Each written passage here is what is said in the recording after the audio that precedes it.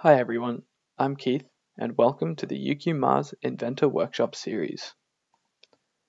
This workshop series will help you to improve your CAD skills and improve your knowledge of Inventor. In this series, we will go over all of the skills that you will need to participate in the robot arm project that we are hosting this semester.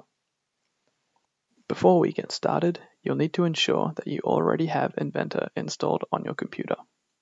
If you are a UQ student, you can install a free version of Inventor on the Software at UQ website, which we have attached a link on screen now. In this episode, we will go over the basics of setting up your workspace and your file directory. So this is what you'll see the first time that you open Inventor. So to get started, you want to hit File and click New. So you'll probably be greeted with this pop-up. None of these options are suitable for what we want to do, as the units are in inches. We're better than that, and we use the metric system, so you want to hit this down arrow, go to metric, and you want to select standard millimeter.ipt. Create. So this is your workspace.